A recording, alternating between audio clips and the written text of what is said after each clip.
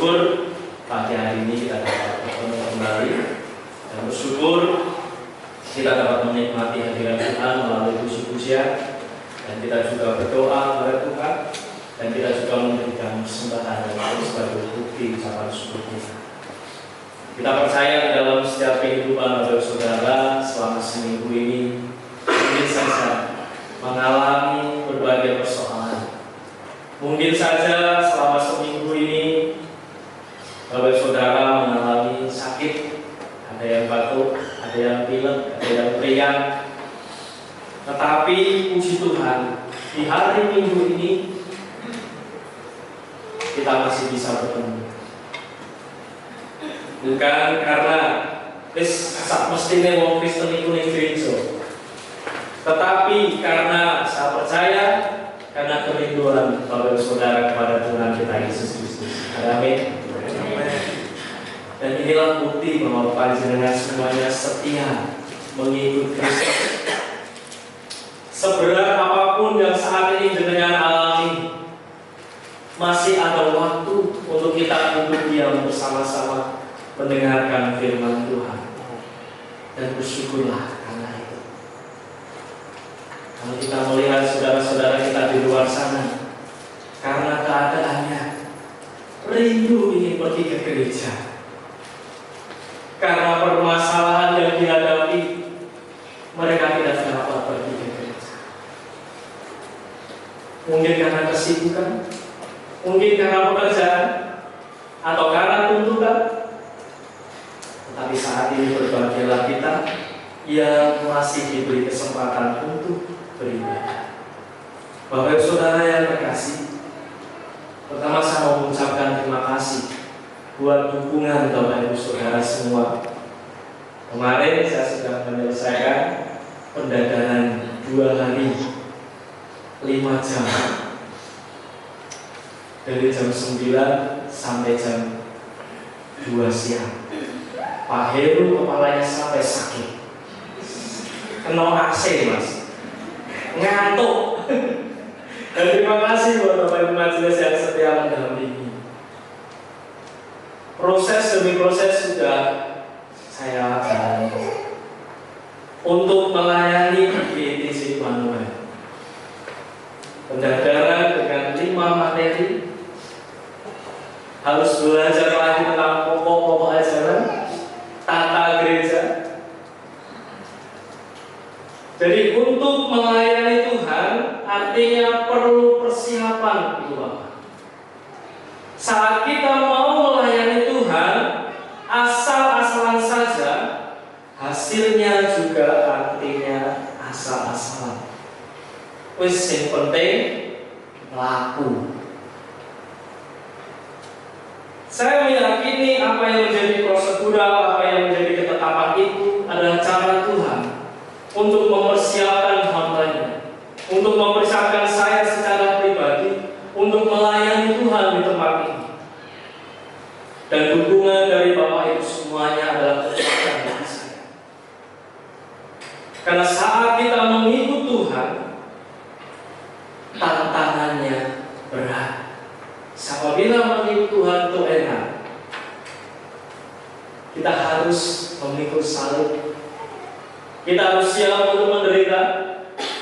Kita harus siap untuk menjalani setiap kehidupan ini dengan ketentuan-ketentuan, dengan ketetapan-ketetapan yang harus kita lakukan.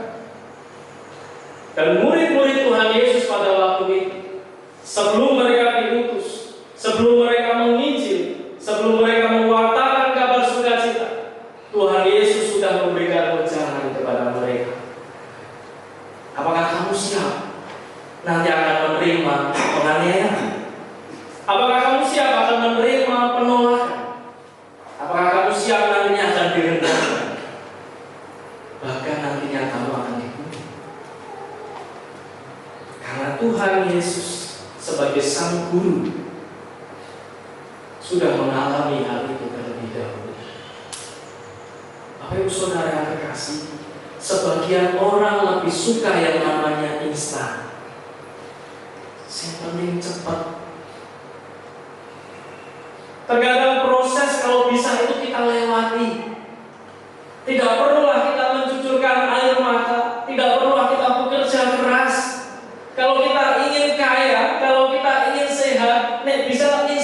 loh. Dan itulah yang sering kali terfikirkan di dalam setiap benak manusia. Saat menghadapi pencobaan sedikit, Tuhan, saya melihat diskusi teman-teman calon pendeta.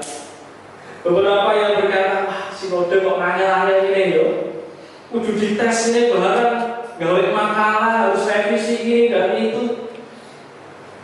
Tetapi saat kita mulai menyadari ini semua kita persiapkan agar kita benar-benar siap menjadi seorang pelayan. Saat kita menjadi pendeta nanti, kita akan siap untuk melayani jemaat dengan segala konsekuensinya. Begitu juga dengan panjenengan semua. Saat kita memutuskan untuk melayani Tuhan, pasti ada firman Tuhan, pasti ada ketetapan-ketetapan yang harus kita patuhi. Tidak seenaknya. Saat kita melayani ada latihan terlebih dahulu. Saat kita mempersiapkan acara ada panitianya terlebih dahulu, ada rapat terlebih dahulu. Itu semua prosedur, itu semua tahapan-tahapan yang harus kita lakukan.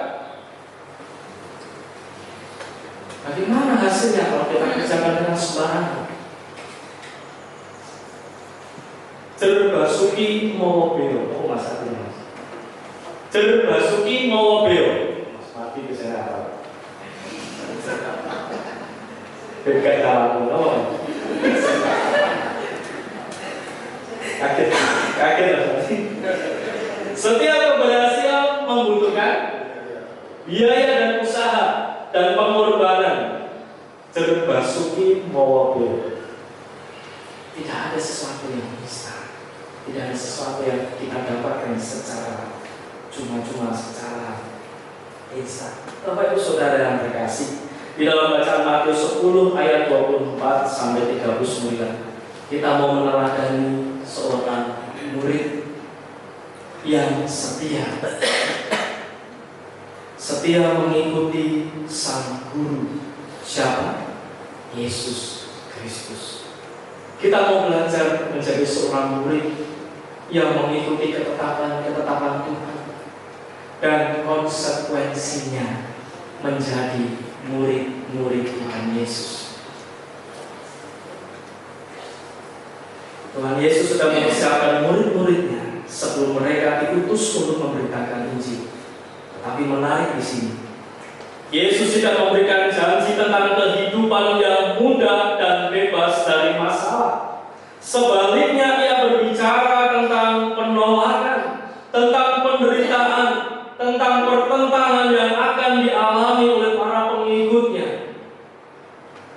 Yesus ingin para muridnya memahami bahwa pengikutnya berarti siap menghadapi segala sesuatunya itu tadi. Itu adalah konsekuensinya. Namun itulah letak kehormatan seorang murid. Salib yang dipikul karena kesetiaan kepada Kristus bukanlah tanda kegagalan, melainkan tanda bahwa seorang sungguh-sungguh hidup sebagai seorang murid. Bapak Ibu Saudara yang terkasih, Yesus mulai mengajar dan mengatakan bahwa seorang murid tidak lebih daripada gurunya, dan seorang hamba tidak lebih daripada tuannya. Saudara yang terkasih, melalui perkataan ini Yesus mau menegaskan bahwa murid yang sejati akan mengalami apa yang dialami gurunya. Kita tahu bahwa Yesus sendiri mengalami sebuah penderitaan. Dia difitnah, dia ditolak, dia dianiaya, bahkan dia dianggap sebagai alat iblis. Dan itu yang dialami oleh Yesus pada waktu itu. Maka Yesus mau mengatakan, engkau juga akan mengalami hal yang sama. Karena engkau adalah muridku. Engkau akan mengalami penolakan. Engkau akan mengalami sebuah fitnah. Engkau akan dicela dan sebagainya. Apakah engkau siap untuk menderita seperti itu? Penderitaan karena Kristus bukanlah sesuatu hal yang aneh, Bapak Ibu. Dalam kehidupan orang percaya kita tahu banyak hal-hal yang sudah terjadi. Banyak orang-orang yang sudah berkorban demi nyawanya hanya karena iman kepada Kristus. Justru ini akan menjadi kekuatan bagi kita, anak-anaknya, orang-orang yang percaya. Apakah kita masih tetap setia saat tekanan-tekanan kehidupan itu hadir di dalam kehidupan kita? Wong Kristen kakek-kakek digedeng karo kanca-kancane. Mereka melihat hal-hal yang negatif, hal-hal yang buruk. Tetapi saat kita mempunyai iman dan yakin bahwa aku siap, karena Yesus dulu juga mengalami hal yang sama. Selanjutnya Yesus berulang kali berkata, jangan takut, jangan takut, jangan takut. Itu yang dikatakan Yesus kepada murid-murid. Artinya apa? Perkataan ini menunjukkan bahwa ketakutan adalah pergumulan yang nyata dalam kehidupan para murid-murid Tuhan pada waktu itu. Takut ditolak, takut kehilangan kenyamanan, takut kehilangan relasi, bahkan takut menderita karena iman. Mungkin saja di dalam kehidupan kita juga takut kehilangan pekerjaan kita. Kita takut tidak disayangi oleh bos kita. Kita takut tidak dihargai oleh saudara kita. Kita takut tidak diterima oleh komunitas kita karena iman panjenengan. Berapa banyak orang yang meninggalkan iman karena mereka mengalami sebuah ketakutan, mengalami sebuah ancaman. Mereka hanya ingin kenikmatan duniawi yang sejatinya hanyalah sesaat. Di dalam kisah ini digambarkan seekor burung pipit yang kecil yang tidak ada harganya, tetapi Tuhan menjaganya, tidak dibiarkannya terjatuh. Bahkan Tuhan tahu jumlah rambut panjenengan. Artinya Tuhan sepenuhnya mengerti akan kehidupan kita. Tuhan sepenuhnya akan menjaga kehidupan panjenengan. Apa yang perlu dikhawatirkan, apa yang perlu ditakutkan saat engkau sudah menerima bahwa Yesus Kristus adalah Tuhanmu. Pekerjaan siapa yang memberi? Jabatan siapa yang memberi? Kedudukanmu. Setiap hal yang menjadi keperluan kita, siapa yang mencukupi? Oleh sebab itu janganlah engkau takut. Itu yang dikatakan Tuhan. Jika suatu saat nanti ada hal-hal yang mulai menghimpitmu, mulai mengancammu, ingatlah bahwa satu-satunya pegangan kita adalah Yesus Kristus. Tidak ada yang lain. Kita percaya bahwa Yesus sebagai teladan kita. Melalui gambaran ini kita mau diberikan pengertian bahwa kehidupan setiap murid berada dalam perhatian dan pemeliharaan Allah. Karena itu orang yang percaya perlu hidup di dalam penyertaan Tuhan, perlu dengan yakin bahwa Tuhan senantiasa bersama-sama dengan kita. Mari saat kita mengatakan bahwa aku iki wong Kristen, harus beda dengan yang lain. Kalau yang lain mulai tidak jujur di dalam pekerjaan karena takut disengit, takut di dalam pekerjaan, panjenengan sebagai orang Kristen harus tetap jujur. Kancane do korupsi, bukan usah melu korupsi. Pikirkan keselamatan anak-anak kita, saudara-saudara kita. Kalau aku berbuat demikian, yang rugi tidak hanya aku. Yang lain mulai mencari muka kepada atasan. Dengan sebagai orang Kristen bukan usah, cukup takut kepada Tuhan. Kerjakan apa yang menjadi tugas panjenengan. Mungkin di dalam pelayanan. Saat kau mengatakan aku ini orang Kristen, saat aku melayani Tuhan di gereja, Maka saat aku keluar dari gereja, aku juga masih tetap menjadi orang Kristen. Itulah integritas. Itulah kejujuran menjadi seorang Kristen. Tantangan di luar sana banyak, Bapak. Tawaran-tawaran duniawi di sana sangat banyak. Tetapi mari kita melihat melalui perkataan Yesus kepada murid-muridnya untuk tetap setia, untuk tetap jujur, untuk tetap setia di dalam Tuhan. Panjenengan setia beribadah sudah top mark. Panjenengan setia berdoa sudah sangat keren. Maka harus diimbangi dengan kehidupan yang berintegritas. Di gereja baik, di luar juga baik. Itulah cerminan murid-murid Tuhan. Bapak Ibu Saudara yang terkasih, Yesus memanggil murid-murid untuk tetap setia, menyatakan identitas mereka sebagai pengikut Kristus. Dimanapun mereka berada, stempelnya adalah pengikut Kristus. Yesus berkata bahwa Ia datang bukan membawa damai, melainkan pedang. Apakah ini maksudnya? Hal ini yang sering menjadi sebuah perdebatan. Apakah Tuhan membawa kekerasan? Apakah Tuhan membawa peperangan? Setelah saya melihat, pedang yang dimaksud adalah simbol pertentangan yang muncul ketika seseorang memilih mengikut Kristus. Kehadiran Kristus menuntut keputusan. Ada orang yang mau menerimanya, ada juga orang yang menolaknya. Karena itu, kesetiaan pada Tuhan kadang-kadang menimbulkan sebuah ketegangan dan bahkan terjadi di dalam keluarga.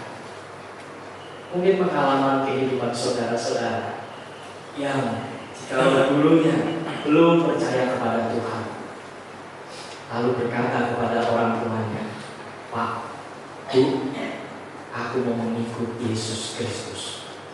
Oh, resok. Tak coret sekolah. Orang untuk warisan. Tak boleh. Minggat ke sebagainya. Wah, ancaman itu mungkin terjadi. Tapi saat kita benar-benar mantap, Pak, Bu, aku mengikut Yesus. Bukan karena pasangan, bukan karena pasanganku, bukan karena aku diojok-ojokin, tetapi memang karena Tuhan Yesus sendiri yang sudah menyentuh hatiku. Di dalam keluarga, mungkin saya mengatakan keluarga kita ada yang Pancasila, ada yang Muslim, ada yang Katolik, ada yang Buddha, ada yang ini. Mereka semuanya akan beradu argumen mana agama yang paling benar, mana Tuhan yang paling hebat. Dan sering hal itu terjadi di dalam kehidupan orang-orang Kristen. Tapi satu yang ini saya sampaikan, kesetiaan panjenengan, komitmen panjenengan sebagai seorang pengikut Kristus. Jikalau seseorang atau keluarga kita mengatakan, "Ojo pelayanan ayo Ma, Pak, ayolah sekali-sekali piknik, pelayanan, saya buku ini lu sopo, pelayanan terus ora suge-suge, cicilan Shopee letter yo dicewono, saya buku ini lu." Kalau di dalam keluarga tidak ada visi dan misi yang sama untuk pelayanan, itu juga dapat meruntuhkan iman kita. Oleh sebab itu bersyukurlah pada saudara yang suaminya atau istrinya mendukung pelayanan. Jam 09.00 rapat bareng seperti jam 10 diwiani bojone ramlan saleh pasar. Apa yang dibahas ini?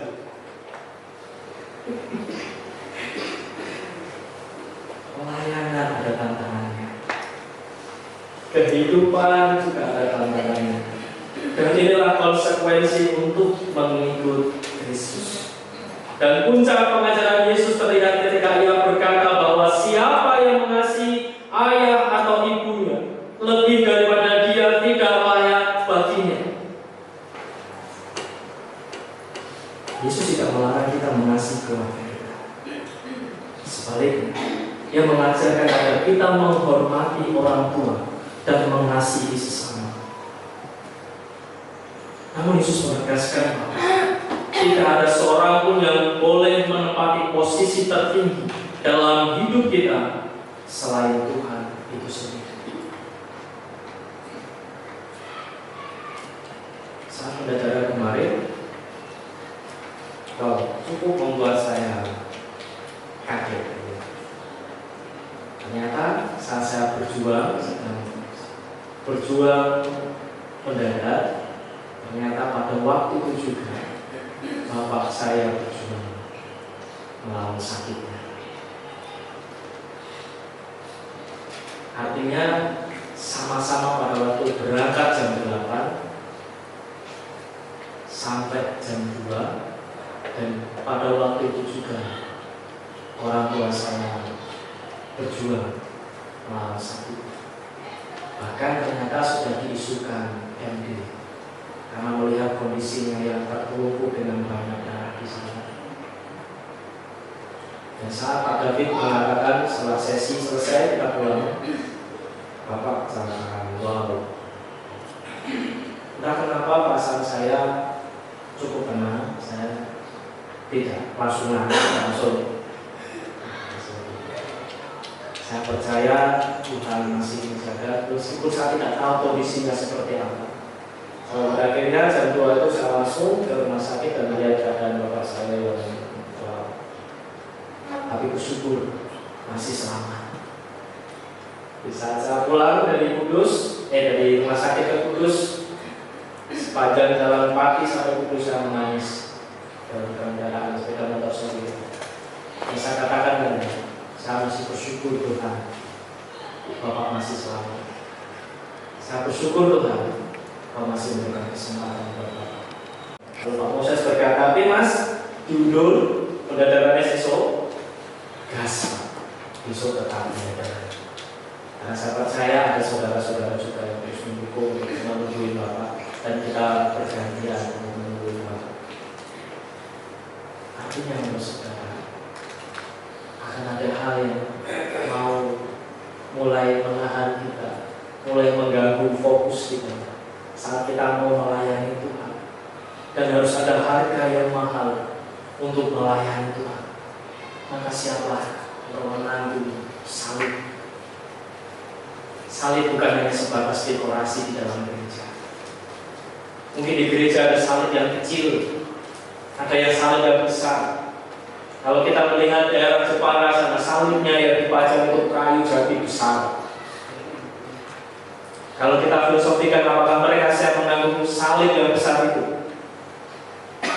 Kalau salibnya kecil, apakah kita hanya bisa menanggung salib yang kecil itu? Salib bukan hanya dekorasi, tetapi salib merupakan sebuah penderitaan yang harus kita alami. Sebuah hal kemungkinan apapun harus kita alami. Akankah kita siap menghadapi itu?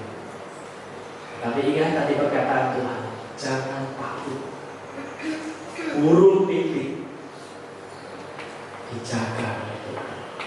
Apalagi kuluan panjenengan, ciptaannya yang istimewa. Meskipun kita mengalami sebuah penolakan, meskipun kita difitnah, meskipun dunia ingin menjatuhkan kita sekalipun, iman kita berkata bahwa Yesus Kristus adalah Tuhan dan Juru Selamat kita. Meskipun pengajaran-pengajaran yang lain mengatakan tidak demikian, tetapi percayalah kepada Tuhan bahwa Yesuslah satu-satunya Tuhan yang harus kita percayai di dalam kehidupan sebagai orang Kristen. Dimanapun kita berada, utamakan Yesus. Jujur, jadilah pengikut Kristus yang setia dan siap memikul salib.